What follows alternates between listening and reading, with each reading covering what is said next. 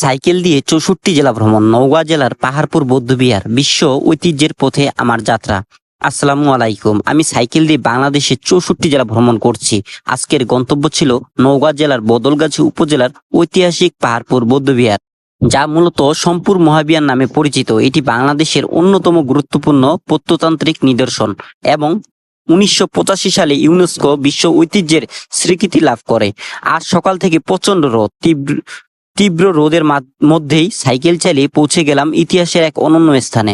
দূর থেকে বিশাল প্রাচীন স্থাপনটি চোখে পড়ে, আর ভেতরে ঢুকতেই মনে হলো যেন শত শত বছর আগের এক সভ্যতার মাঝে চলে এসেছি। অনেকেই জানেন না, এই স্থানের আসল নাম ছিল সোমপুর মহাবিহার। পাল সাম্রাজ্যের দ্বিতীয় রাজা ধর্মপাল অষ্টম শতকের শেষ দিকে এই বিশাল বৌদ্ধবিহার নির্মাণ করেন। একসময় এটি ছিল বৌদ্ধ ধর্ম শিক্ষা ও গবেষণার অন্যতম বড় কেন্দ্র। দেশ বিদেশ থেকে অসংখ্য ভিক্ষু ও পণ্ডিত এখানে পড়াশোনা করতে আসতেন। তাহলে এর নাম পাহাড়পুর হলো কেন?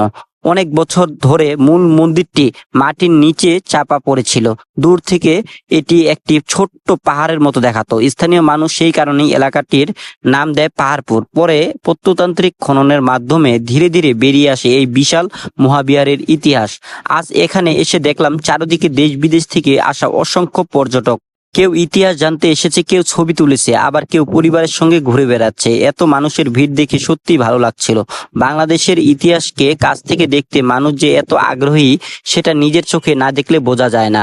আমি ঘুরে দেখলাম বিশাল কেন্দ্রীয় মন্দিরের ধ্বংসাবশেষ, চারপাশে সারিবদ্ধ ভিক্ষুদের কক্ষ, পোড়ামাটির অলঙ্করণ আর প্রাচীন স্থাপত্যের অসাধারণ নিদর্শন। প্রতিটি ইট যেন হাজার বছরের ইতিহাসের গল্প শুনিয়ে যায়।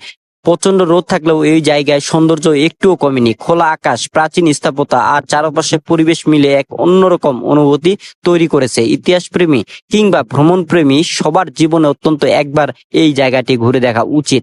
এইভাবে সাইকেল চালিয়ে আমি বাংলাদেশের এক জেলা থেকে আরেক জেলায় ঘুরে বেড়াচ্ছি, জানছি আমাদের ইতিহাস, সংস্কৃতি আর ঐতিহ্য।